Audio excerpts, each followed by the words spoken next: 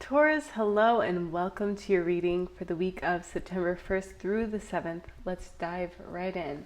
Healing Waters is presenting, and you all have quite a significant change in your lives going on right now, with Uranus vibrating at 27 degrees in your sun sign, moon sign, rising sign, and Pluto retrograding to 29 degrees Capricorn, your house of beliefs.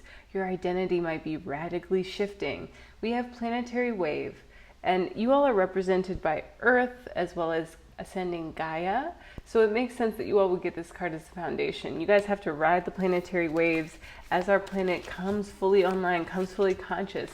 You all might find that while Uranus is in your sign that you all drastically change your diet, the products that you use to care for yourself, or that you start to find that these things actually impact you and you want to do something about it. We have Selkie, come out of hiding, embrace who you truly are. Perhaps for so long you've fit into a mold, Taurus, but Uranus is going to shake you clean of that. I'm an Aries rising, and I was doing the research on myself, and you guys can check this out the same. Uranus has been in your sign now since 2018. See how much you've changed over the past 6 years of life. I'm sure it's drastic. I'm sure it's all been so huge. And I sense that once Uranus exits your sign, the transformation will be complete. You have beneath the surface what's really driving you, true motives, and breaking free. This week might show you the door. It might show you doors where there were only brick walls, and you will come to see that all of the trials have actually propelled you into this state of being, which you love. She who flows, ease, being open to change, go with the flow of life. That with planetary wave and Selkie shows me that you guys are finding out how to make the best of maybe the worst. Some of the hardest days of your life might have been over the past 6 years, but you guys are absolutely coming out newly regrown. As it's Virgo season and this is your 5th house, I would even suggest that you guys are harvesting some new ways of romanticizing your life even through the chaos. We have the rainbow, sweet relief, new beginnings, a new way forward. And that seems to me this new moon energy at 11 degrees Virgo on the 2nd. So at the start of the day, the sun will be at your degree, 10 degrees Virgo, and the moon will be at 3 degrees Virgo. It's going to climb to 11 degrees, and then we will have a new sense of integrity that we can kind of snap into. The Pearl is a card that came out with the rainbow. So you got Rainbow Pearl. I have a sound bath called Rainbow Pearl, and it's something that maybe you all can tune into, take a little rest, take a break from all the work that you guys do in your lives, and get into the sensations of the vibrations of my sound bath. The Pearl is alchemy, the reward at the end, from grit to grace. How astonishingly perfect. We're going to get a Goddess Power card. This is one of my newer decks, suggested by April Sparks of Minopon Tarot. She herself is a Taurus sun, so some of you Tauruses might want to watch that interview or excerpts from it. And you guys got 2 goddess cards. You guys got Persephone, which is inexperience, and Flow with Rhea. So flow is a big theme for you all this week. We are going to clarify with another fun deck. I feel like the Work Your Light cards are going to bring out more of you all, because I sense that you guys can use a little bit of levity, a little bit of lightheartedness. Uranus, the planet of Aquarius, the ruling planet, it's going to give us a lot of reasons to create new boundaries around what it is that we're manifesting for our career. As Pluto retrogrades into the sign of Capricorn and then back into your 10th house, a lot of your beliefs that might even drive the legacy that you guys are building in your life needs to get that final check, that final yes and from you all enjoying your life, romanticizing your life. If you guys can't enjoy the process of what you're building, then what you're building is going to reflect that. We have Unbound with planetary wave. So that's releasing soul patterns, contracts, and past lives. With Selkie, we have Lemuria, creating heaven on earth, and it's happening. So some of you all might have gifts from Lemuria, which I'm sure you could do your research on YouTube. You can do your research with any kind of books, publications. A lot of this is like unpublished, but I know that working with like Andara is something that is Lemurian. And Lisa Transcendence Brown, before I moved out to Hawaii, I was really into her work. And while I'm not sure if she's like stopped writing, gone into retirement, I know that she had a lot of information to provide. Beneath the surface has Star Mother. How can you mother yourself? So maybe with your fourth house being Leo, and us having that Mercury retrograde, later to have a Mars retrograde into the traditional fourth house of Cancer, your third house of intellectual property, publishing, siblings, talents, short distance travel. No matter where you live, even if you're traveling around where you live, that counts as short distance travel. There is something to us coming into this ability to nurture ourselves, and through the unconscious drives, the unconscious motivations, and breaking free of soul patterns, contracts, and past lives, which is what that Unbound card speaks to. She who flows and mirror who or what is triggering you with ease, being open to change, go with the flow of life. I sense that this week will show you some people, places, events, things, ideas that trigger you, but you're going to be able to flow through it and go into a new sense of worthiness, to feel those feelings, to not run away from them, to chase someone else away or suppress what it is that comes up for you. The moon will start in the sign of, it'll start at 21 degrees Leo on the 1st when Pluto retrogrades into Capricorn. That's around midnight Eastern Standard Time. And then it's going to move into Scorpio. So it's going to go from your fourth house into your seventh house. So this might be the foundation for you all to break through some patterns of relationships that have held you back from meeting the one, from having a significant counterpart, from even reaching a depth that's relevant or significant in your relationship, in your partnership. I know some people who have children together, but they've never gone past like the third solar plexus chakra of giving and receiving confidence or a sense of value. We want to access our crown chakra. And if you guys have met at the crown, you've met at the third eye, and you're at the throat chakra, we need to get into the upper heart, the heart chakra, the solar plexus, sacral, and root chakra. We want to have all of our chakras coordinated and expanded upon. With the rainbow and the pearl, we have inner temple, devotion, tune into the portal of your heart. Yeah, it just feels like maybe you guys have had your heart blocked because of some heartbreak or some breakups that were really like drastically dramatic. And it speaks to maybe some past life patterns, contracts, and ideas that you're ready to move on from. So with your goddess cards, you got Persephone of inexperience. And if you guys don't believe in past lives, look at this life and see which relationships were the most impactful. They were the most toxic. Like whenever it was a matter of relating, there was not this balance of love and unconditional love. It was always a blame, shame, guilt game. It was always who was wrong and who was right. And maybe that has carried over into your professional career, which is why Pluto has gone to back up into your ninth house to make sure that you believe in all of the reasons why you go about the world as you do, so that you can manifest a legacy that's very adequate and it's measured. And it speaks to you all ruling the second house of physical items bringing value, or monetary wealth, purpose behind what it is that you guys can easily manifest. Tauruses can manifest things easily, but the why is a big deal, which is why this fifth house transit, Sun in Virgo, and the ninth house transit will actually be super rich and gratifying for you all.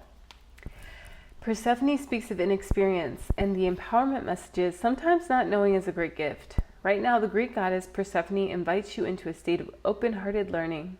Discernment comes with experience, and at this moment, it's okay to admit you don't know or fully understand what is in front of you. Be curious and teachable. The goddess Persephone will be with you to ensure you will not fall prey to unconscious commitments and dangerous alliances, just as her own naivety caused her to strike a terrible deal with the god of the underworld. That said, every experience has value. No matter what choice you make right now, the consequences will have a lasting effect as you integrate your lessons and travel the road of destiny. That with Rhea for flow. And they follow each other in this deck. So there's something very beautiful and easeful in your energy this week as you guys come to open up to trusting in your divine guidance. With flow, we'll read the alignment message. Sometimes you may find yourself in a stagnant state where nothing seems to be moving. The flow between you and the universe is blocked. This can happen when you fear that your desires won't be met, and also when things are moving quickly and seemingly in a different direction from what you expected. The goddess Rhea reminds you that when you trust the flow state, you'll find an opportunity to flow around a bend you've not discovered yet.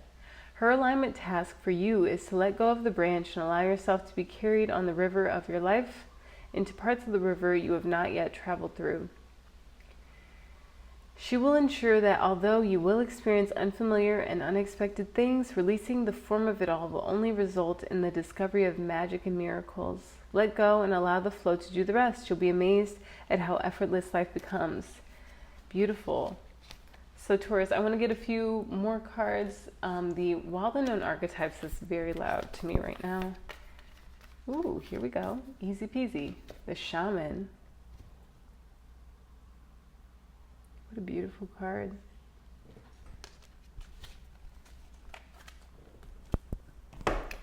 Also, I was listening to Day Luna, I think, podcast. And they interviewed someone who said that if you start to see a lot of religious figures, like iconograph figures, these people want to work with you. So you can call in Mother Mary this week, Mary Magdalene even, for some guidance and assistance if you need it this week. And the Shaman.